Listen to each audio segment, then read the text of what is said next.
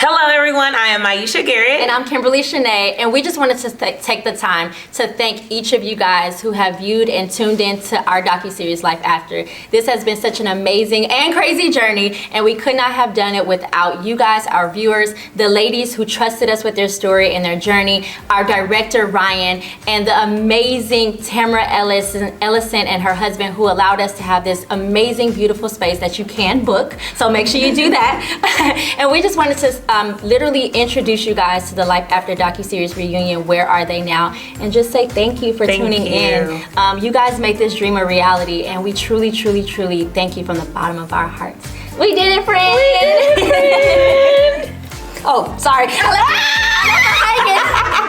We love you guys. We hope you enjoy. All right, cool. That got our personality. Let's go. Yeah. Okay. So welcome to the Life After reunion, Where Are They Now? I'm your host, Kimberly Shanae, and we have none other than the lovely ladies of this series with us today. So without further ado, let's go ahead and introduce them. We have Nicole, Life After Sexual Abuse. We have Maisha, Life After Death. Tamika, Life After Stroke. We have Tamara, Life After Divorce. Yvonne, Life After Child Loss. And Sharon, Life After COVID-19. So ladies, I have so many questions for you guys, and we are going to jump right into it. So tell me, we recorded this episode June of 2023. So it's been some time since we have all been together. This is actually the first time that we have all been together because we all had our own call times. So tell me, what has life been like the last 9 months after shooting Life After? Let me get your answer first, Maisha. Sure. Because you have been in the trenches as a producer and guest for the show. Absolutely. Life After, actually, during my recording, you didn't really get to see Life After for me at all. It was more like life during. But Life After has been beautiful in its own right. I've had the opportunity to graduate from college. I have also been ordained as an elder in the church. My role in my job has changed. I've been elevated in my job. There's been a lot of elevation, but also there's been a lot of weight of what the world needs and what am I going to do to provide it. So it's been good. It's been beautiful. But it's also been sad in moments because I'm experiencing all these things without Jermaine. And this is also things that was on Jermaine's to-do list for you. Absolutely. Like he made sure to say, you finished your degree after this. Absolutely. And so I'm so proud of you for doing that. I know he is extremely proud of you for that. And it's been a journey. I know it, but the world needed to know it. So thank you for answering. Absolutely. Okay. What about you, Nicole? I was nervous at first, but I think it's been really humbling for me in a sense because I like to fight. So, and I like to read people like face to face. I will read you for filth and on social media, but it's really been like a humbling experience because I've had to let God do all the work. And just to see him work. I just got a message the other day from somebody that I hadn't talked to in years, and they were like, I'm so sorry, and God is with you, and you're gonna be all right, and I pray that everything works out. So it's been like a humbling experience for me, even though, in my family, all hell has broken loose. But I've been humble and silent, and I kind of like that. Okay. So I like this quiet life. Because when God fights your battles, it's a different fight. It's a different type of hustle. Totally different. And I'm just like, oh wow, okay. I see you guys. Of course. What about you, Tamika? Oh man, life has been lifing, but in a good way. I recently became a New York Times, well not New York Times yet, but Barnes & Noble bestseller, Amazon bestseller, yes. And then I also wrote a book to help women unpack some of these life after stories. So I have a book that will be coming out on my 44th birthday. So I'm super excited excited about that. It's called Unpacking. God has really helped me to elevate even more. So the healing journey is still going. The elevation is going, and I'm in school speaking to babies, and it's just been an amazing journey. And so it's life continuing. Yes, I love that. What about you, Tamara? Oh my God.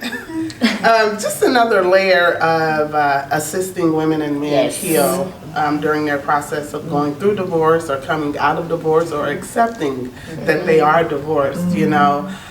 It was just more encouraging to continue the movement that I started. It has definitely opened up more doors where I have been receiving communication from men and women, both, about their process, their journey, and just allowing me to lock arms with them, being their prayer partner, going with them to and from the courts, you know. Wow. So it's just amazing to be able to be a vessel. It reminds me of what God told me initially, that your purpose has nothing to do with your status. Come on. And so now I'm just doing purpose 100%. I love it. Yeah.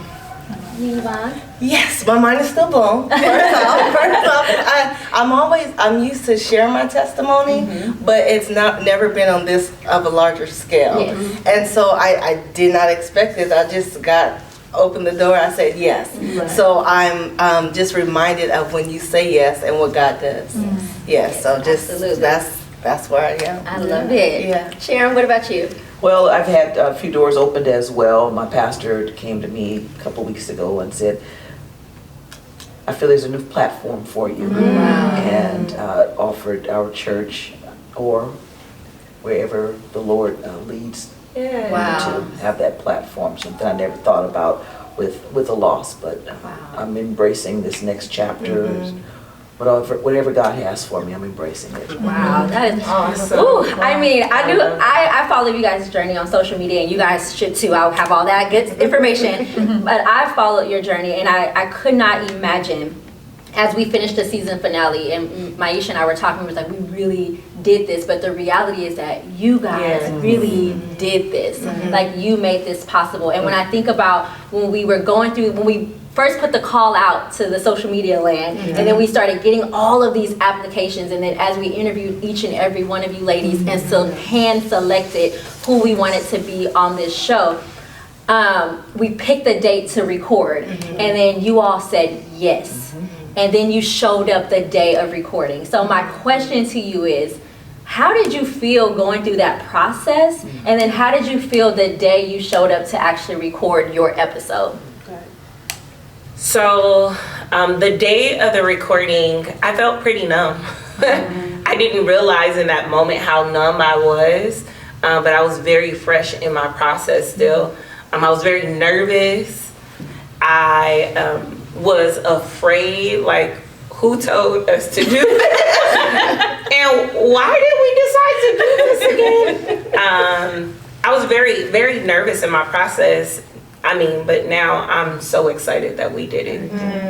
I see the fruit from the tree. Yes. Yeah. What about you, Tamika?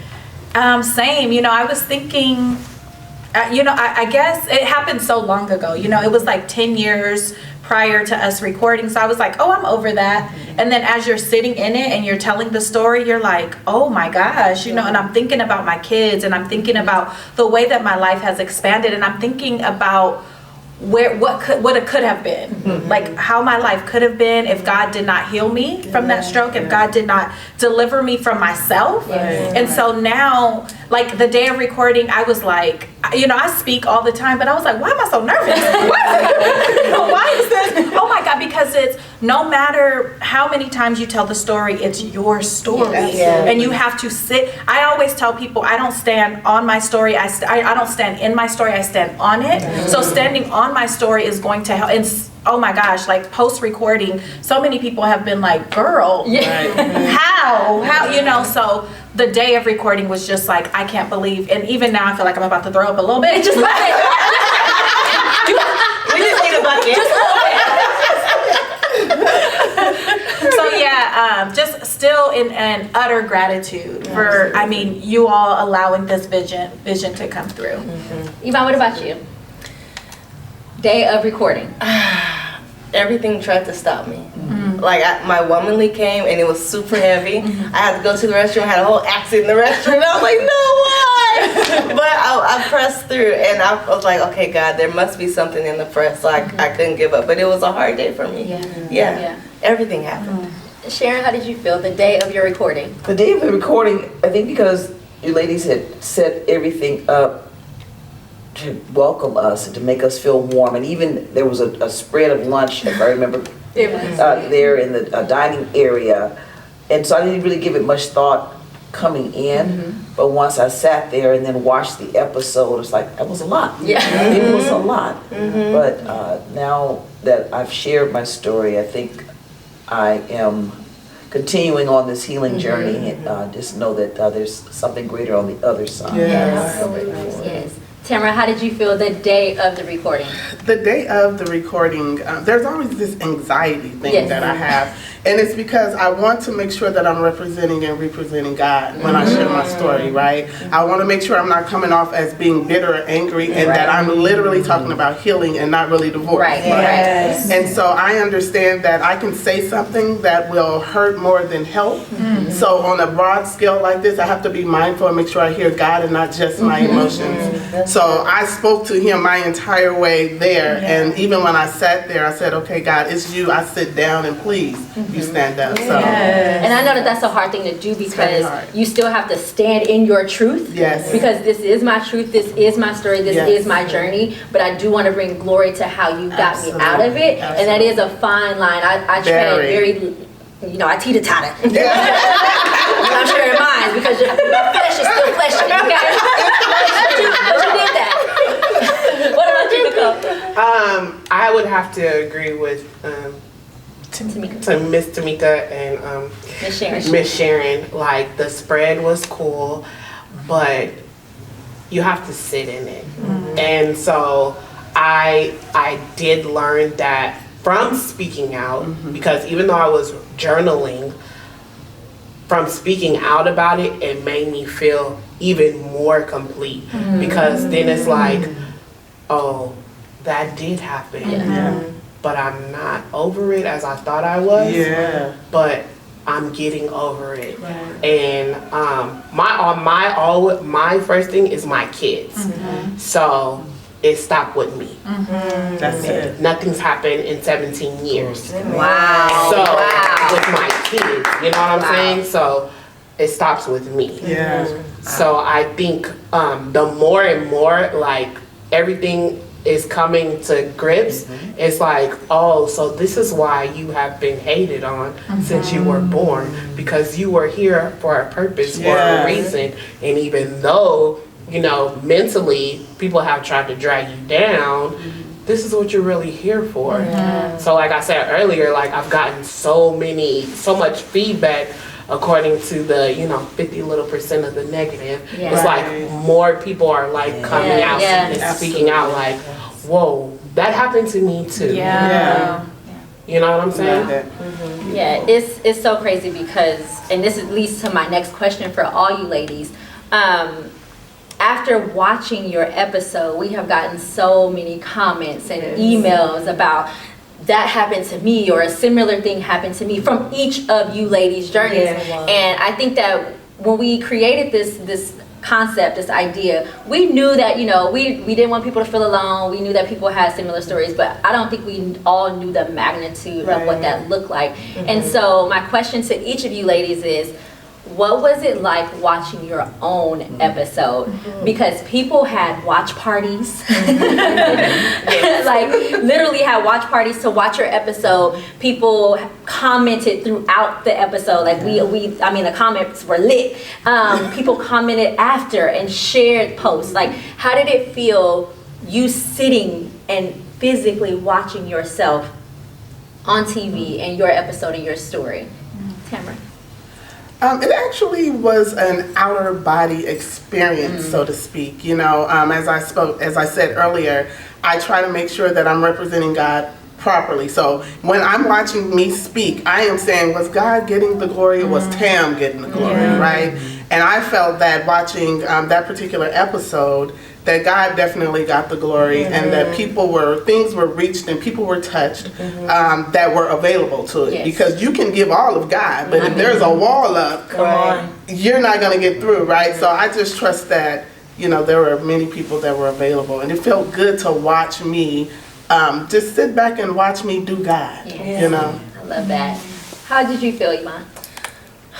I just have to go back to what she said, the outer body experience, because I did not, I was like, pause. Like, this is Yvonne. You're you. Look at you up there.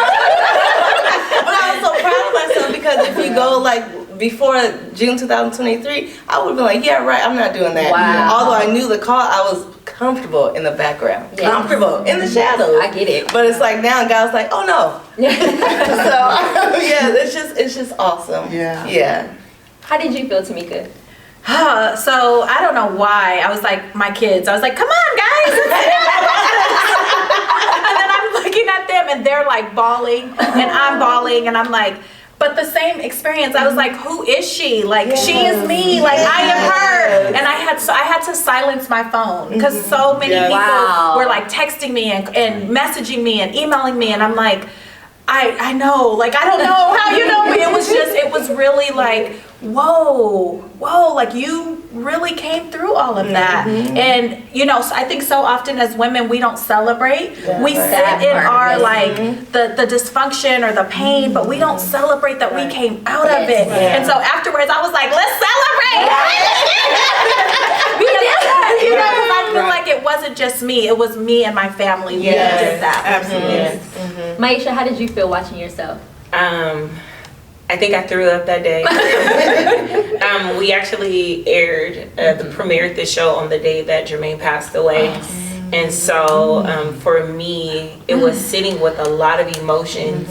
On that day, I actually, at specifically the time that he passed away, I felt so weak in my body. I remember laying in the bed on FaceTime with Kim, and I was like, I just can't, like, I'm not going to make it. Like, I can't move, I can't cook. I took the day off of work because I knew it would be rough.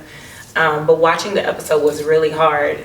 One thing that I intentionally did that day was allowed myself to feel that I was married. Now I'm a widow. And so as of that day, I permanently took off my ring and I've stored it away. But also got a tattoo on the same hand, or because intentionally there's a vein that goes from your ring finger to your heart. And so although I won't wear the ring because I'm a widow, I will remember that he is forever a piece of me. Ooh, okay. You're not gonna break it up a little bit. Sharon, how did you feel watching yourself when your episode premiered?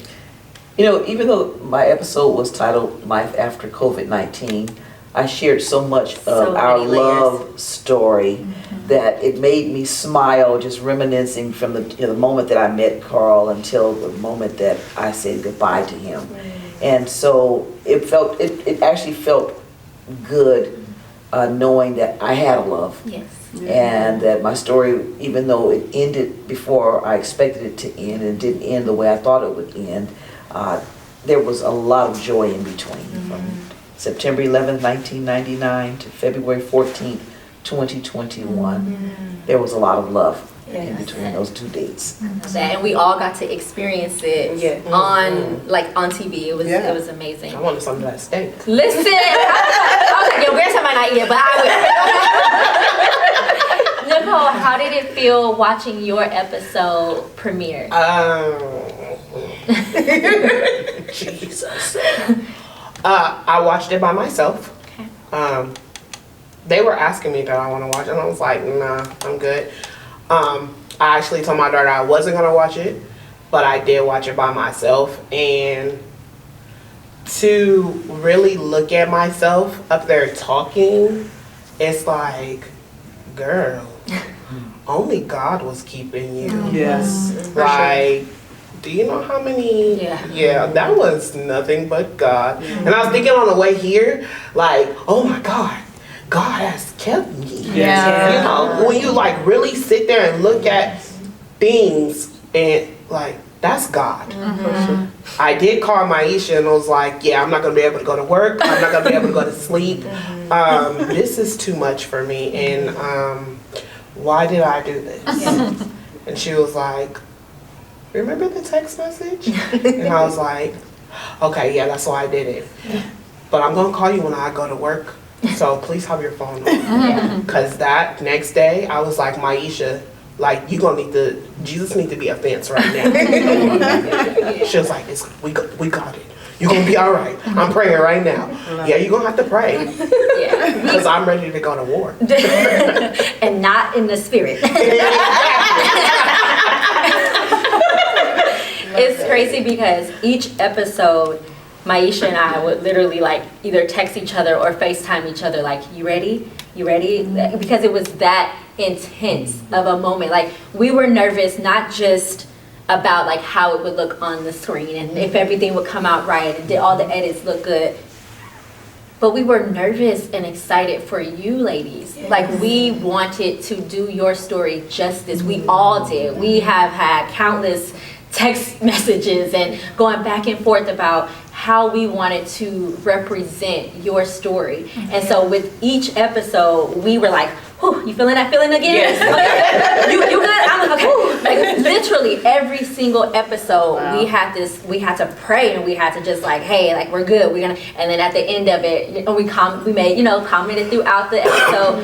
And then at the end of each one, we did it, sis. Like, we did it, right? And so it was, for me, being behind the scenes, being the one that asked the questions, it was extremely emotional for me to get through that day.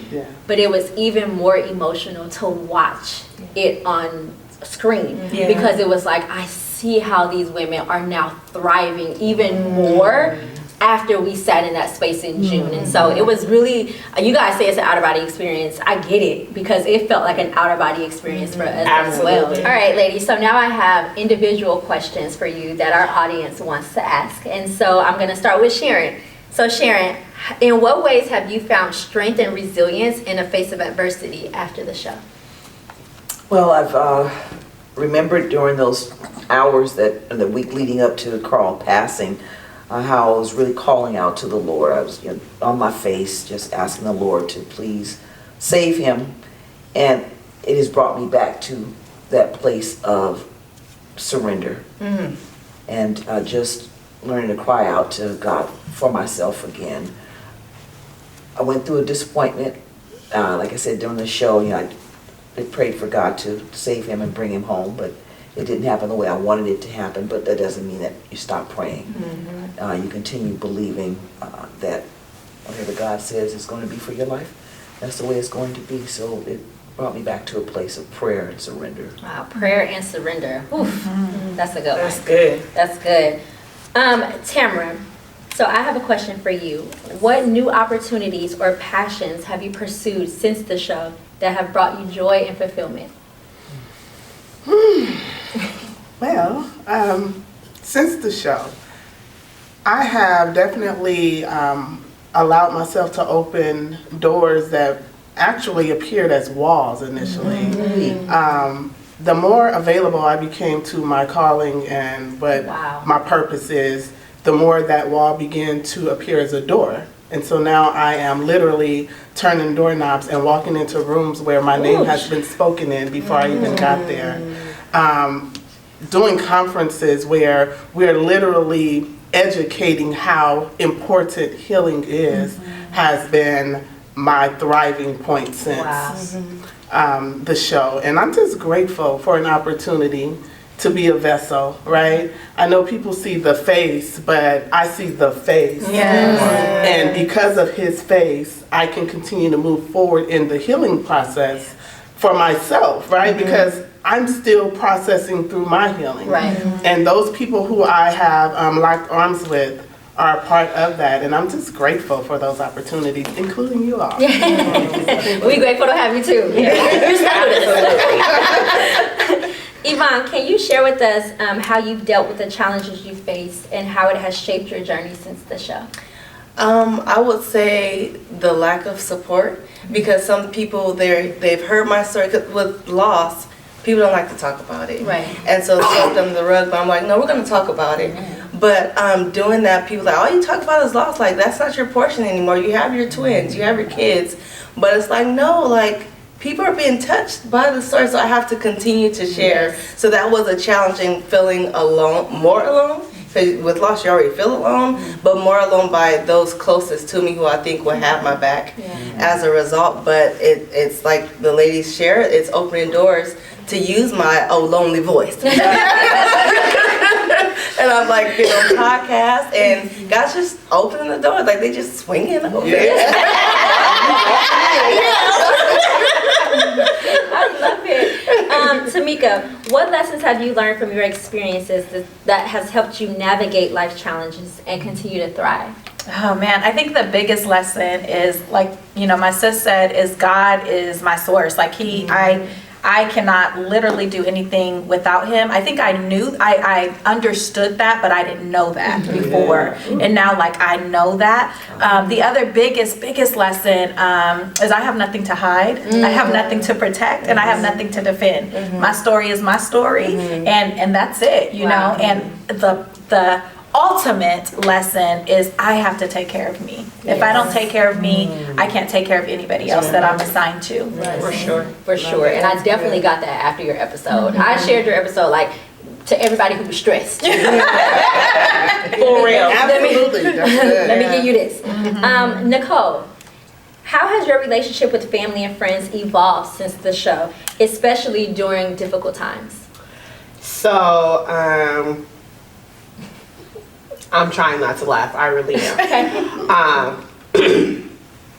You find out who's really in your corner, for sure, and who's playing like they're in your corner. Yeah. And like I said earlier, this has been a humbling experience for me because I like to read people for filth. So instead of me reading them, God is reading them and removing them. And so I'm just like, oh, so you was a wolf in sheep clothing anyway. So, and then it's also been eye-opening because you start putting the pieces together. So it's like, oh, so you really wasn't, okay, I seen your character. And he just keeps showing me and showing me and showing me and showing me and showing me and showing me. But then on the opposite side, it's like so many people who I do know that are like, we knew you, we didn't know you was going through none of that, like, we're so sorry. You know what I'm saying? So when I say family is who they show you who they are, like who's been 10 toes down for you, like, 4 flats on the Cadillac. That's my, like, literally right now I can count on a hand and a half my family. Growing up in a big family, but on a hand and a half, who's like, right is right and wrong is wrong. So that's just where I'm at right now with it. And because I'm in this this space that I'm in with God, when you move to another level, it's like some levels you can take people and some levels you can't. That part. And right now it's just me and God, and I'm loving this. So I know my personality, so I might not come out this level. I might just be here forever. And it's only a limited access to me. Yes. Everybody can't have access to you. And that's another thing that I'm learning because they just suck. Take. That's good. Ooh, man, why am I here? Maisha, can you talk about support systems and resources that have played a significant role in your life after this show and how they helped you cope with hardships? Yeah, so I've started my journey with one of the mandates. What I realized is Jermaine had a lot of mandates in his passing. Like, you are to do this. It was a lot. But one thing that he said was, you'll need our pastor, our bishop. You will need a therapist and you'll need a mentor. He of course didn't speak to the family aspect or the friends that he knew would be there, but he was very intentional about the 3 additional people that I would need. And can I just say the community of all 5 aspects, family, friends, pastor, therapist, and mentor has been such a blessing. My therapist actually quit her job, not because of me. Not because of me. In January. And that was devastating, but I actually took it way better than I would have prior to the year of being with her. My mentor is still my mentor. I love her. And my bishop has completely carried me. There's nothing that I can't say to him. I can tell him when I'm sad. I can tell him when I'm good. He gonna push me if I'm too sad. He's gonna show me a piece of the bigger picture. He's gonna get me to look at God and see exactly what this is for.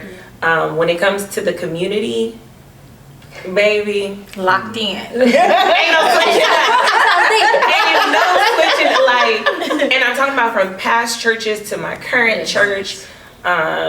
My friend circle, like, it has just been, I've not felt dropped through this process by many.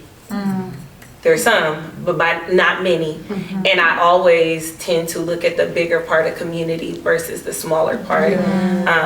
I never would have imagined being 37 and going through being a widow. That is young. But I wouldn't do it without the community that I have. I am breathing because of the community that I have. Wow, Jesus. Whew. Okay. Girl. Just sit in those answers for a little bit. The next 2 questions I have for each of you ladies, so I'll give you a moment to really think about it. But looking back, what are you most proud of in terms of your personal growth and achievements since the show? I think for me, I can finally say I've got my motivation back. I was talking about re-engaging in life when we first taped the episode.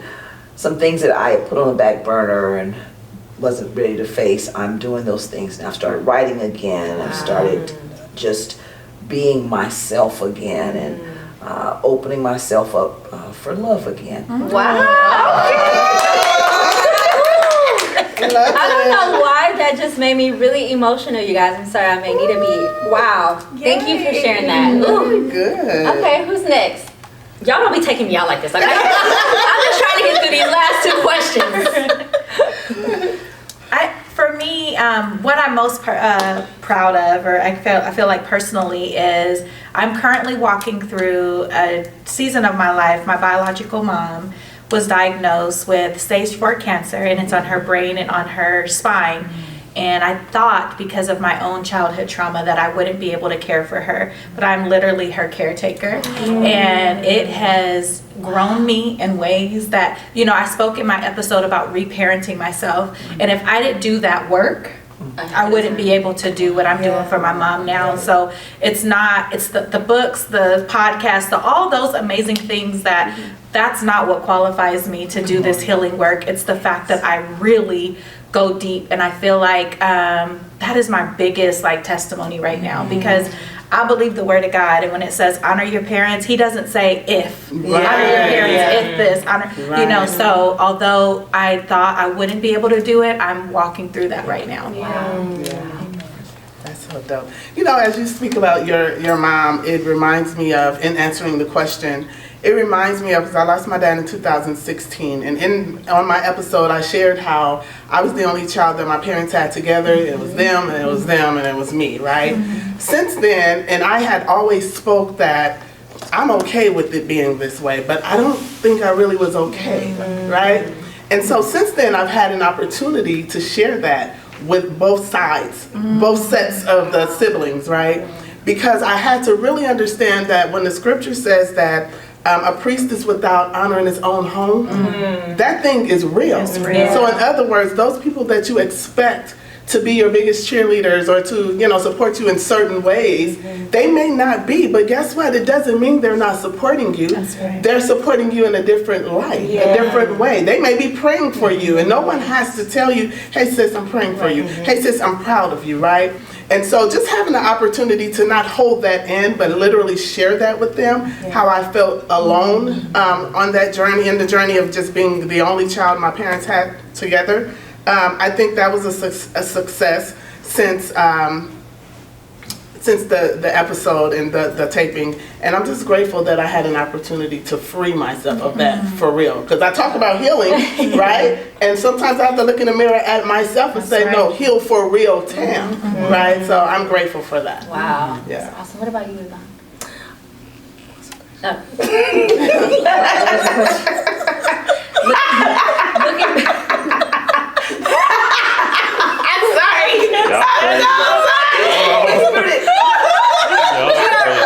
We're keeping that in. But it was a whisper for me. I was looking at her like, what's the question? That took me out. Okay, so looking back, what are you most proud of in terms of your personal growth and achievements since the show?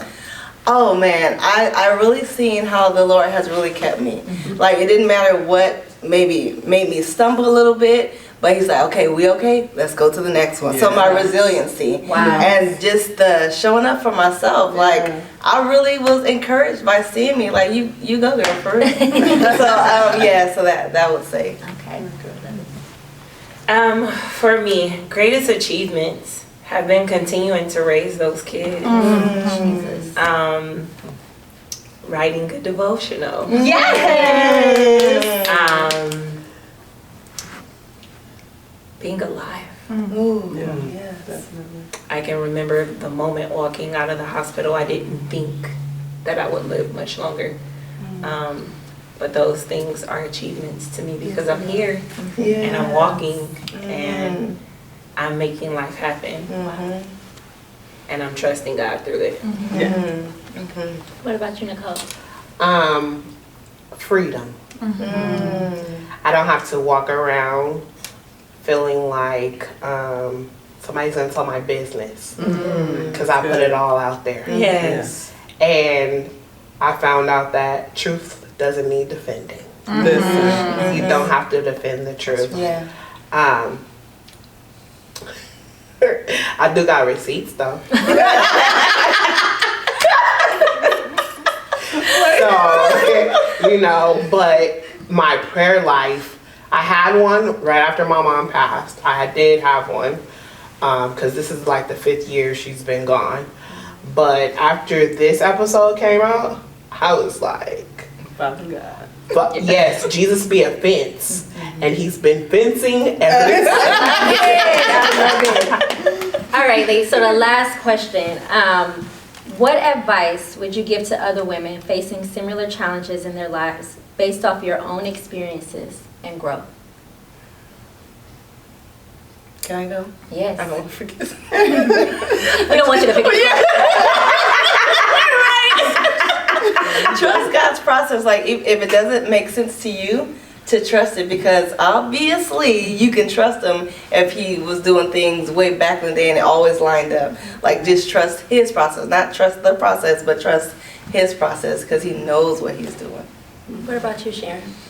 I would say just continue to believe that God has your best interests at heart. The word says that all things work together for good All for those things. that are the called according to his purpose. I mean, my mind is reeling right now. But even though we may not understand why we go through what we go through, we may not even agree with what we're going through, but knowing that we can still trust God. Even when we can't see his hand in what's going on or understand, but we may not have all the answers, but we know the one who does. Even when we can't see the good in it, understand why life is, as the young folks say, lifing. Life does continue on after. Yes, that's good. What about you, Nicole? talk. Tell it. Don't let nobody blackmail you. And don't let nobody use God as a blackmail for this. Tell it. No matter how you feel, tell it. Because there's always somebody who's going through the same thing and they don't know how to speak it. Tamara, what's your advice? I'd say, you know, if you've watched all of our episodes or even just one episode, I'd say please make it personal. What is your after? Write the vision. What do you want to see for your after, right? Take our stories and our accomplishments and use them as hope to get to where you're going, but not necessarily try to do it exactly how we did it. Allow us to be a part of your blueprint so that you can reach your goal and you can reach your vision, because there is a life after whatever your thing is. Aisha, what's your advice? If I had to give advice to someone, I would literally say just go through the process. Be open and transparent in the moment. And if you are a person of faith, truly depend on God to light your path and follow exactly what He tells you to do. Because when you do, Scripture says He'll never leave you nor forsake you. And it doesn't matter who has left at this point. I have not felt lost or forsaken. Wow. Tamika, what's your advice? My advice would just be that you're stronger than probably what you believe, that a lot of women are stronger than what they believe. And I don't want to assume that everyone watching is a believer. I know that there's a lot of believers watching, but the greatest advice I could give is put your hope and trust in Jesus Christ. Like He is soon to return, and the Word of God says that if you believe in your heart and confess in your mouth that He is Lord, you will be saved, and saved from sexual abuse, saved from heartache, saved from divorce, saved from stroke, saved from this world that we're all trying to navigate through. So that is the greatest advice I could give. Awesome. Thank you so much. Ladies, this has truly been my honor. I also want to honor Mickey and her story and her absence. We love you so much. We love you so much. Ladies, Maisha and I want to thank you from the bottom of our hearts for trusting us with your story, trusting us with your journey, for being a part of our lives and journey. You guys are stuck with us. I mean that with everything in me. This has been such an amazing, amazing journey, and it's not over. And you guys, I hope that you got something out of each of their episodes, out of this reunion. If nothing else, we want you to know that there is hope after life, all of your life afters, and just trust God. Like He has a plan, He has a purpose. I know it doesn't feel like it right now, but He has you. Trust me, He has you. So thank you so much for tuning in to Life After Where Are They Now? Until next time, we'll see you soon. Bye-bye. Bye.